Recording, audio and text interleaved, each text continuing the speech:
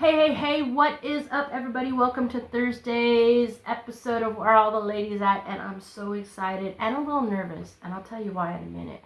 But you may want to know who I am before I spill my innermost feelings, and that is, I am Kim. I am your host. I am a history nerd. I love to learn things about new people. I am a feminist, so of course, I created a podcast that focuses solely on the ladies because we don't get enough spotlight or credit for the things that we've done in life. And that if you look at my back catalog, you can clearly see that that is the truth, because many of those women, some of them you may know, but many of them I bet that you either maybe had heard in passing or hadn't heard anything at all. And that is why I do this, because the history books are written, and it seems to be that people forget to put she in there or put ladies in there, because just so you guys know, and I'm pretty positive if you're listening to this podcast, you know this, half of the population is ladies. So I don't see how it's possible for just a handful of ladies to be the only ones who did anything amazing. And it is not true, because there's so many more people like the lady we're talking about today, and that is Tamar the Great, or King Tamar from Georgia, not the state, the country. And I'm so stoked because I may have mentioned it before, but I actually live in Georgia. I love it. It's an amazing place. And once again, not a travel, but if you get a chance, you should definitely come to Georgia and see it. The people are amazing. Food's great. Scenery stunning. And they have such a very interesting history. And that history includes Tamar. So yeah, that's what we're covering today. But before we jump into her, as always, we've got to do some housekeeping and shameless plugging, right? So if you want to reach out to me, please do come join me over on social media. I promise I'm going to be more engaging over there. I have channels, but life. That's what I say. But I'm going to get better at it. I promise. Fingers crossed, knock on wood. So if you want to do that, please, Instagram, TikTok, Facebook, find me, go say, hey, let's build a community that we can talk about all these great women. And if you have any suggestions, I'm always down for new ones. If you don't do that and you want to do it old school, there's an email too, so check that out. If you want to support the podcast, at the bare minimum, I would love you guys to like, comment, review, share, follow, do all that kind of good stuff. The more you interact, the more the algorithm sees and says, hey, look, people actually like this stuff.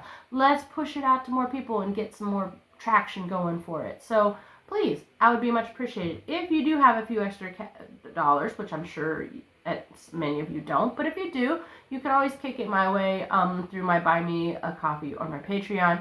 Want more information, check out the Medium publication. And if you are into magical, mystical, spiritual, life, wellness, all that kind of stuff, holistic healing, check out my other podcast. It's called Our Mystic Road Trip. It's a little bit more on the woo-woo side, but hey, that's cool.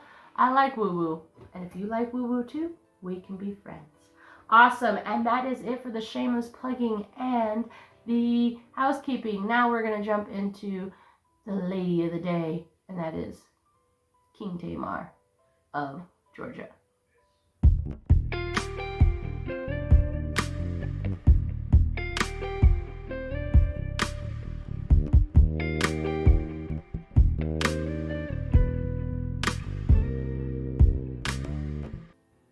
Alright, guys, so first off, here's the thing. I introduced her as King Tamar, and she was the King of Kings of Georgia. She had it all: military conquest, political intrigue, absolute cultural flourishing. It was the golden age. And this all happened in good fun. So, let's talk a little bit about what was going on at the time, right? So Tamar, right, was in the middle. So if you don't know where Georgia is, so Georgia's kind of like in this center area. Turkey's right below it. I think the Ukraine, Russia, right? It's in the center. It's in like the central spot. So it's actually in a very pivotal part at this time of the history, because it was keen for trade, right? And so, of course, if an area is keen on, like, big in the trade area, people are going to want to fight over it, right? So, in truth, like, this area was a hotly contested piece of real estate, would be what I would say, right? So around it, there was a lot of things happening. There was falling empires, there was power-hungry sultans, there was nomadic warriors on the rise, right? So I want to look at a couple of those, there was a lot of flux going on, right? So I want to look at a couple of those so we can kind of get an idea of where this it's not a huge country at this time, empire. It's not a huge empire, but to get an idea of what it was facing, right? So let's talk. So you had the Seljuks, right? This was the once mighty Turkish empire, and they had actually ruled a large part of the Middle East and Central Asia. But by the time Tamar came around, right, things were starting to crumple, right? You had the Seljuks of Rome. They were fighting against battles against the Byzantines and Crusaders and local revolts. Everything was up in arms. The Great Seljuk Empire, which had controlled, like I said, Persia, Iraq, a lot of was basically breaking apart into smaller and competing states, right? So this was actually an advantage for Tamar. It created kind of this power vacuum, right? There was no dominant empire in the region, so that allowed her to expand Georgia's borders without really facing too much. There was definitely some of a single unified army, right? She just had to fight littler armies. And but the problem is that Tamar had that ability. So did other people, right? I'm going to probably say this wrong. So it's the Khwarezmian Empire. And this was a newer empire that was rising at the time, right? The Seljuk was weakening. This empire was beginning to step in, right? And this was based in Persia and Central Asia. They were pretty aggressive expansionists, this group. By the early 13th century, which was, by the way, after Tamar died, they controlled most of Iran, Turkmenistan, Uzbekistan, and Afghanistan, right? So the reason it really related to Tamar, even though the height of that was after she passed, was because it was unpredictable, right? Sometimes these were allies, sometimes they were enemies. They were growing pretty fast, which meant Georgia had to really kind of be ready for a potential clash, right? And this empire had a tendency of pissing off another big group of people that, from stories and history, I don't think was a good idea to piss them off, and that was the Mongols, right? Which leads us to the Mongols, because that was the real ticking time bomb. In this area of the world, the Mongols were kind of this storm on the horizon, right? While Tamar was ruling Georgia, in the Mongolian steppes, there was a man named Temujin, and he was making a pretty big name for himself. By 1206, he had pretty unified Mongol tribes and taken on another name. And you may know this name because it's Genghis Khan, right? He hadn't really stormed into Central Asia yet, but by 1213, which was the year Tamar died, the Mongols were already eyeing the region. So even though she didn't live to see it, she knew that her successors were going to have to face this, right? Because the Mongols were eyeing the region, and within that coming decade, right, they would pretty much obliterate the Khwarezmian Empire and burn cities to the ground and just change the map of this area forever, right?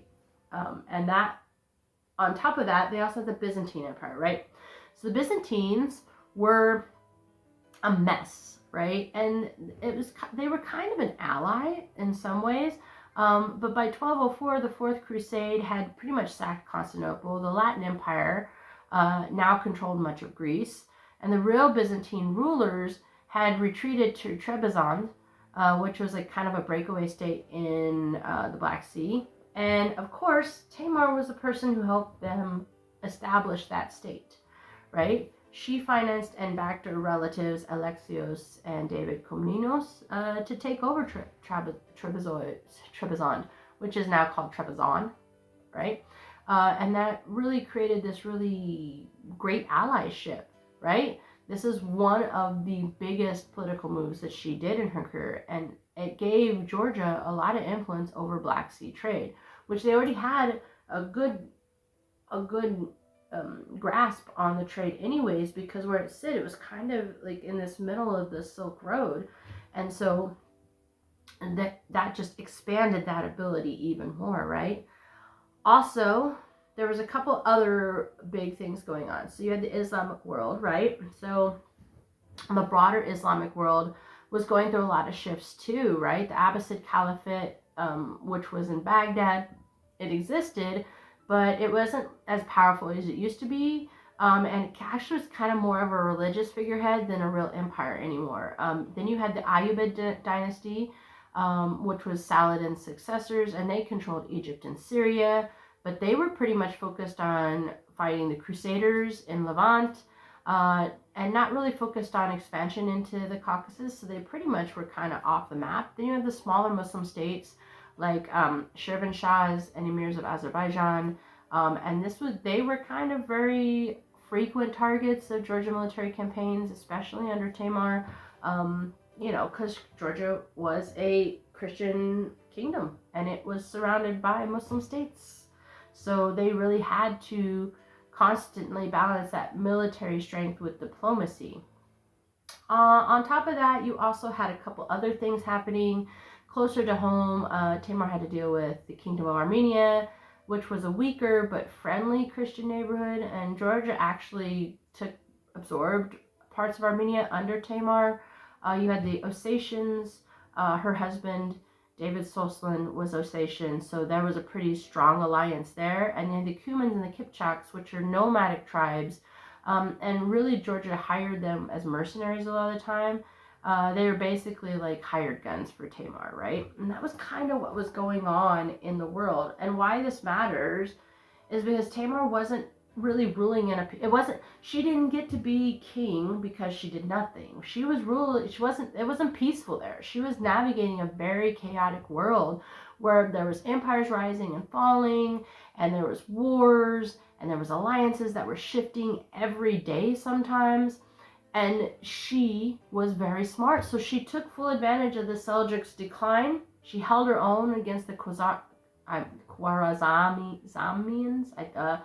and really played a part in Byzantine politics, right? And she built a kingdom during all this that stood strong until the Mongols came in. But that happened not much later, but later. It was the high point of Georgia's history. It was the golden age, and it would never be repeated again after her, right? And all of this happened in the middle of one of the most dangerous, unpredictable periods of medieval history, right? So when we talk about Tamar, we're not just talking about this powerful woman. We're talking about a leader who really thrived in an era where a lot of kingdoms struggled to survive. And that is why she is still remembered today. She's actually a very, very prominent, popular figure in Georgia. She is, looked at as a king, and she is looked at as one of the most iconic and powerful Georgians. So we've talked about what was going on, right? Why it's important. But now let's talk about what it was like for women in Tamar's time, right? Because she was an anomaly. Her reign did shape women's roles, right? In Georgia, women had more rights compared to some other medieval cities. Noble women could own land, engage in politics. There was military commanders. Tamar's rules really enforced that women could wield power, right? But outside of Georgia, in the Central Asian area, that was very different, right? In Central Asia, societies were heavily influenced by Persian, Mongol, Islamic traditions. So the structure of what women could do ranged very greatly, right? So you had the nomadic Mongol women.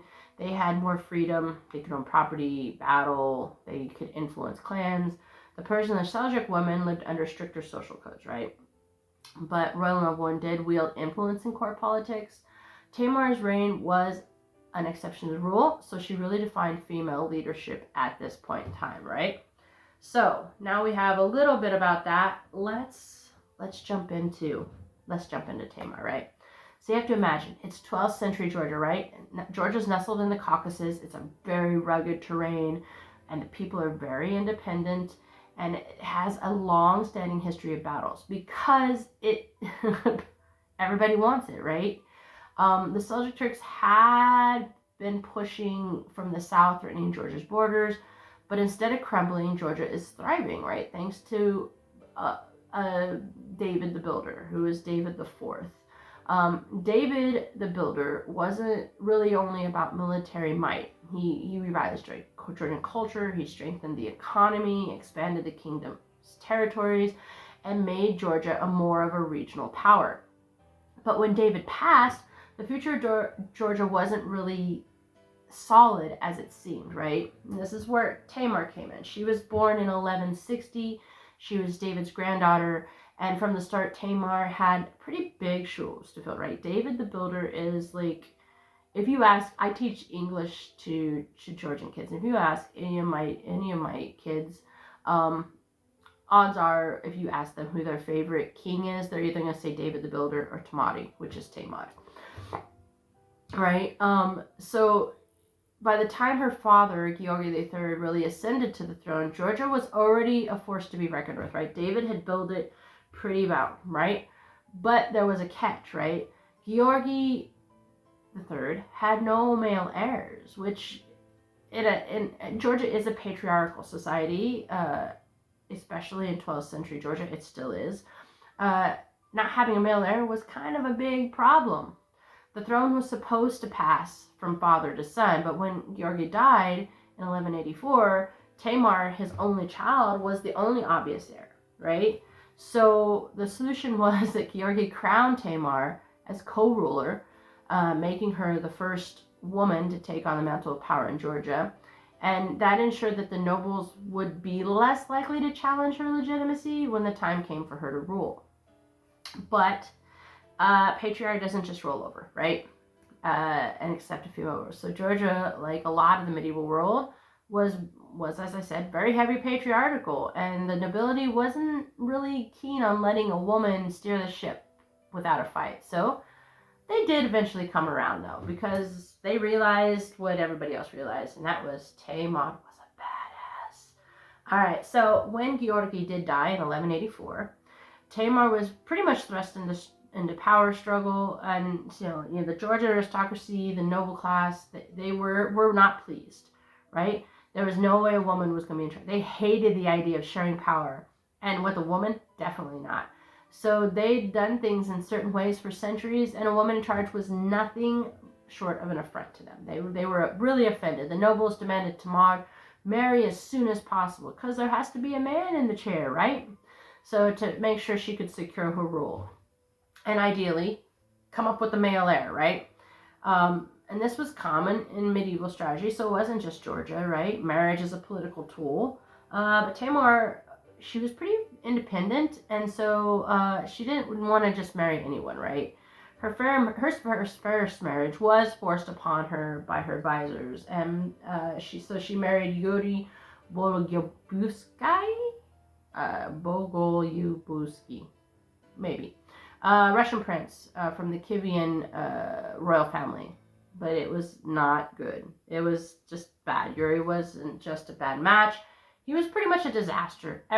He was drunken, he was disorganized, he was inept. He did nothing to improve Tamar's reign. This was pretty much a man who couldn't even hold his own on the battlefield, right? Let alone help lead a kingdom. So Tamar, she was a pretty sharp and capable ruler. Quickly, she wasn't going to be able to put up with this much longer. So without hesitation, Tamar was like, nope, that's done, annulled, marriage done. She pushed Yuri from the court, she exiled him, and showed the nobles that she was in charge. You know, her next move, she decided, I'm going to choose my own husband. Thank you so much. You guys did horrible last time. No way we're repeating that, right? And so she did that. So she chose David Soslin. He was an Ossetian prince who wasn't just known, but a very skilled warrior, right? So this was kind of the pivotal move, right? David wasn't just a political one. He was a partner, and he complemented Tamar's own strength, right? The marriage really solidified her military power and really allowed her to assert her authority over the kingdom in a way that many male rulers simply couldn't. And to the nobles who might have still doubted her, Tamar really showed that she wasn't just a figurehead. She was a queen, and she ruled with both wisdom and strength, right? So now, how did Tamar rule, right? Despite challenges she faced, right, Tamar really led, they call it the golden age of Georgia. Because the kingdom expanded, yes, but she also strengthened its cultural and religious identity as well, right? She brought Georgia churches and monasteries, all of them, and she elevated them to kind of new heights, right? She understood the value of diplomacy too, so she formed alliances with very powerful neighbors like the Byzantine Empire, right? While also kind of being like, oh, look at us, we're buff, right? She flexed her military muscle against regional threats, right? And under her rule, Georgia expanded its borders. It took advantage of political chaos around her, and it wasn't just war that defined Tamar. It was also how she handled the noble class, right? Tamar understood that leadership wasn't about brute force, right? It was about playing the political game and gaining loyalty from the aristocracy and maintaining stability in her kingdom. And that's what she did. Once Tamar secured the throne, she didn't sit idly by and wait for power to fade, right? Georgia had risen from the ashes of constant war, but now, under her rule, it was time for her to go on the offensive, right? The threats that plagued Georgia weren't going to get the chance to come back, right? So Tamar took the fight directly to her enemies in a lot of ways. First on her list, of course, the Seljuk Turks, who had long been kind of this major force in the region, and most likely the biggest that Georgia faced, and they were decisively defeated under Tamar's leadership, and that weakened their grip on the Caucasus region.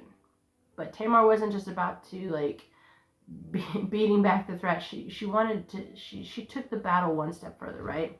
The Muslim sultanates to the south were constantly trying to push into Georgia's territory, but Tamar was like, no, I don't think that's going to happen. So she crushed the invading forces, and this allowed Georgia to expand influence and territory, right? Under her reign, Georgia's reach stretched across Armenia, Shirvan, which is now modern-day Azerbaijan, and into eastern Anatolia, which is Turkey. And these are regions that had been pretty contested for a long time. And by the end of the military campaigns, Georgia was more than surviving, right? It was thriving. It was the most powerful Christian kingdom in the Caucasus, right? Which says a lot, right? But the most telling moment of her reign, of course, came in 1203, and she helped establish the Empire of Trebizond. That's what I talked about earlier, right? It's basically a breakaway Byzantine state.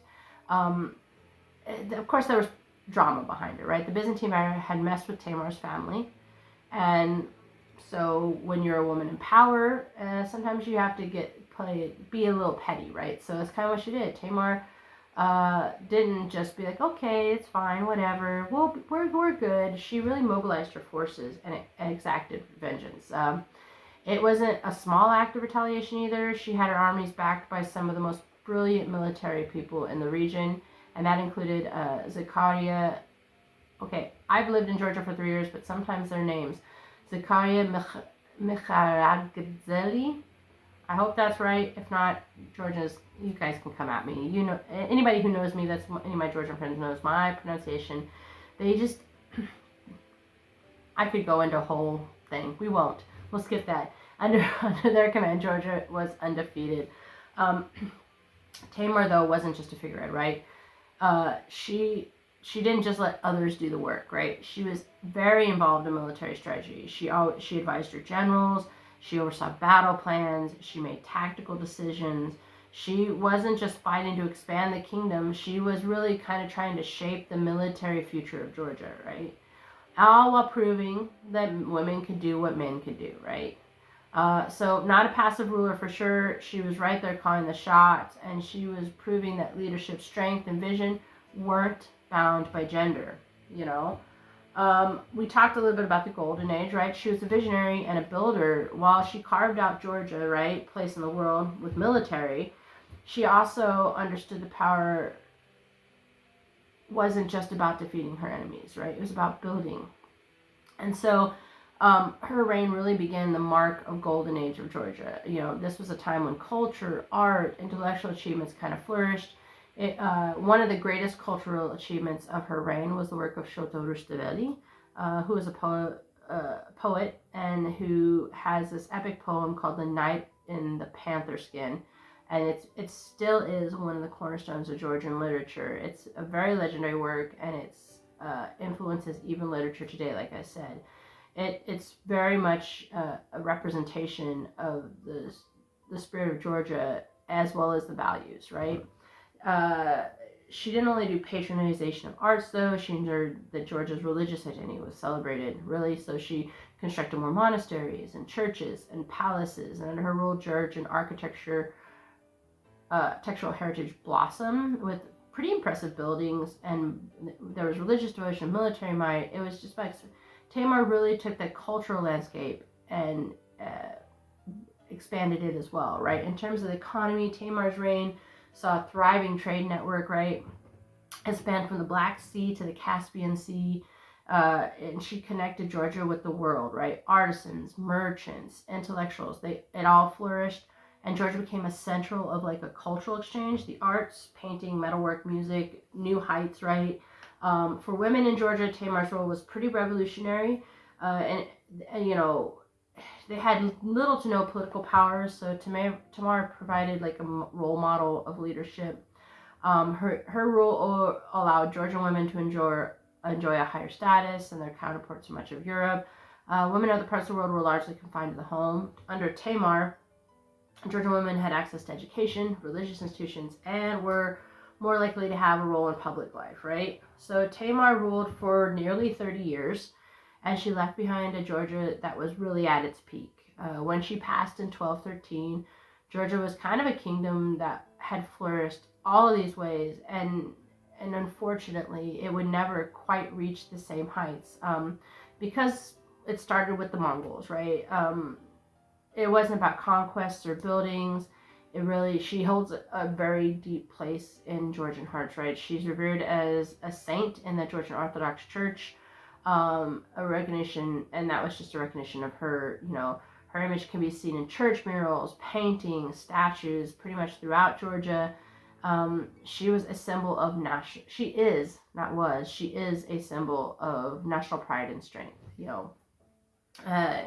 and her legacy isn't only confined to Georgia, right? It extends far beyond her leadership strength, all that kind of stuff. I think one of the most striking aspects of her reign was that Tamar wasn't simply a queen. She was referred to. When I said King Tamar, that's what I mean. She wasn't a queen. She was referred to as king. I think the word is mepe. And so she didn't really fit the typical role of the medieval queen, right? And she redefined it. Her reign was equality and strength and conviction, and Tamar in many ways kind of transcended the traditional roles of women in history. Today Tamar's impact is unmatched. She was a builder, a visionary, like I said. She's just something stunning. And so I hope you guys enjoyed learning about Tamar. There's so much more that we could talk about with her, as is most of the women I talk about, but this one is really special to me because I wanted to do this for a long time, but I was nervous. I live in Georgia. I don't want them to kick me out. So I wanted to make sure I got everything right. And though I may have stumbled over some pronunciation, for sure, I think I did it a little bit of justice. But I think if you're interested in learning more, there's a lot more to learn. So check it out. There's a bunch of places you can find stuff about her. And by the way, if you're looking to travel and you want someplace kind of inexpensive, but not like, but has a lot of cool stuff, this is a great place. It's beautiful, especially if you like hiking and all kinds of outdoor stuff. Beautiful, beautiful mountains and hiking trails and rivers and streams and waterfalls, and the food is amazing. If you like cheese, bread, and meat and veggies, this is a good place for you. It's a great place for you. Anyways, that's it for Tamar, King Tamar of Georgia. I hope you guys enjoyed. I hope you guys check out more about her. As always, in the description box, you can have places to contact me, ways to support the channel, more information, as well as my other podcasts. So if any of that sounds good to you, check it out. Head over there and see what's going on. As always, guys, till next time, stay curious, stay blessed, stay safe.